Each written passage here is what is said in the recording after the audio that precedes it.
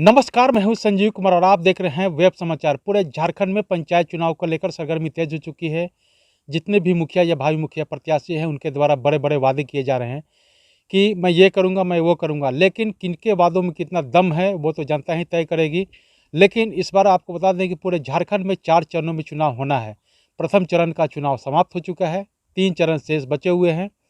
तो आपको बता दें कि 19 मई, 24 मई और 27 मई, तो जहाँ पे हम आए हुए हैं यहाँ पे अंतिम चरण में चुनाव होना है। यानी अभी हम रांची ज़िला में हैं। रांची ज़िला में मांडर प्रखंड का नाम है और पंचायत का नाम है तिगोई अम्बाटोली।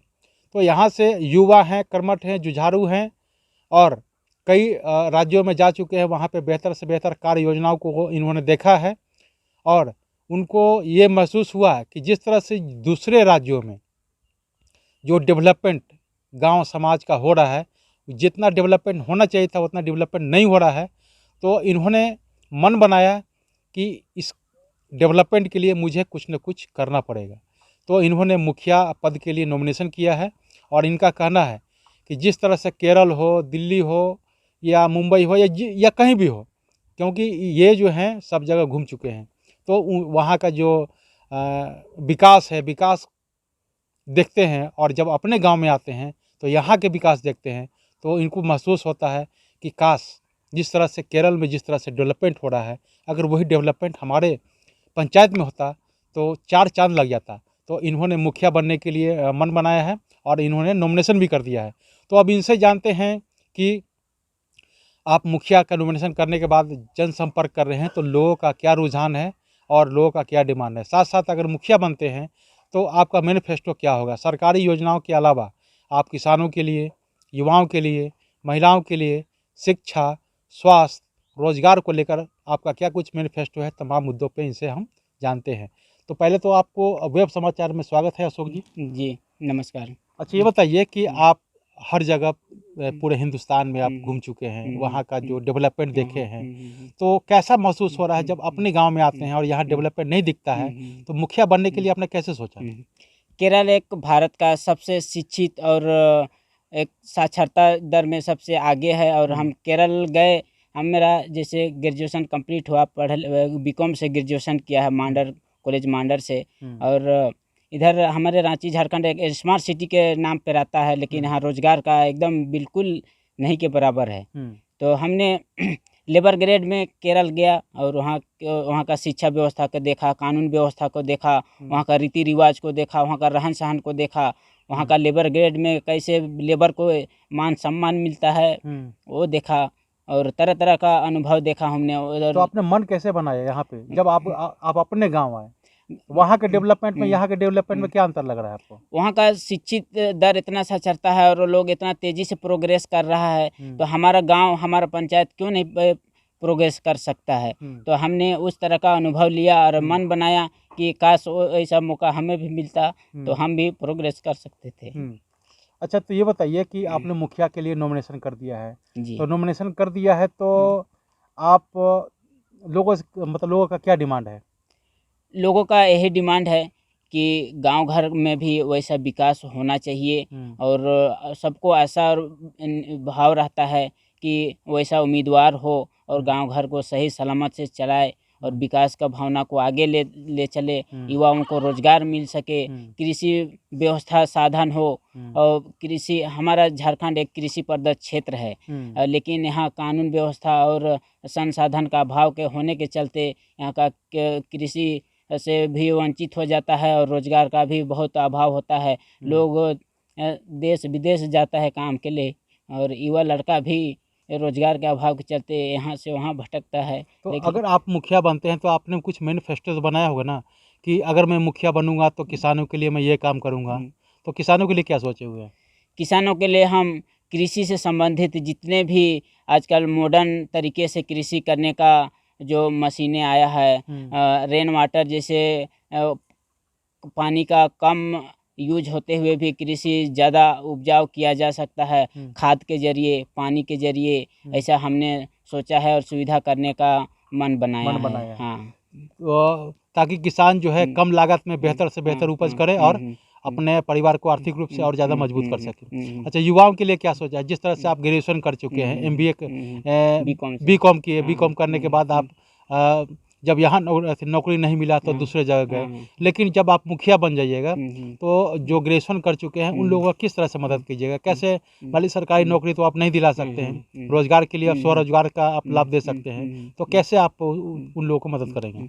युवाओं के लिए खेल के माध्यम से खेलने का और पढ़ने लिखने का साधन होना चाहिए। यहाँ हमारे रांची झारखंड में आने जाने का यातायात साधन सुविधा नहीं है, जिसके चलते लोग ट्यूशन सही टाइम पर नहीं आ सकता है, पढ़ने के लिए आना जाना नहीं कर सकता है। लोग काफ़ी दूरी 5 किलोमीटर 6 किलोमीटर पैदल आना जाना करता है। इधर को बहुत ऐसे युवा लड़के हैं कि साइकिल से आना जाना करते हैं, और साधन न होने के चलते लोग सही पढ़ना लिखना और पढ़ने का से अछूता होकर फिर इधर घरेलू स्थिति के चलते लोग कमाने का सोचने लगता है, और पढ़ाई से दूर हो जाता है, और लोग कमाने के लिए देश विदेश तो ना सही लेकिन दूसरे राज्यों पे चला जाता है, और फिर पढ़ने लिखने तो स्वरोजगार आप कैसे दिलवाएंगे उसको? स्वरोजगार कृषि के माध्यम से दिला सकते हैं, और लघु कुटीर उद्योग के द्वारा भी छोटे छोटे उद्योग के जरिए आत्मनिर्भर बना सकते हैं। ऐसा कुछ अपना अनुभव है। अच्छा, ये बताइए, शिक्षा का जो स्थिति है केरल में और यहाँ का स्थिति देख रहे हैं कितना बद से बदतर है। बच्चे केवल खाने पीने के लिए जाते हैं, पढ़ाई तो होता नहीं है। तो एजुकेशन में कैसे सुधार करेंगे? एजुकेशन में ये सुधार होना चाहिए कि यहाँ जो शादी माहौल का जो है, लोग यहाँ का माहौल काफ़ी ख़राब होने के चलते लोग पार्टी डीजे ये सब में संगत हो जाता है, और पढ़ाई से काफ़ी दूर चला जाता है, और मतलब 18 से 20 साल की उम्र में ही लोग शादी ब्याह का मन बना लेता है, और पारिवारिक जीवन में बन जाता है। और पढ़ाई काफ़ी भूल जाता है। तो कैसे लोगों को जागरूक करेंगे आप?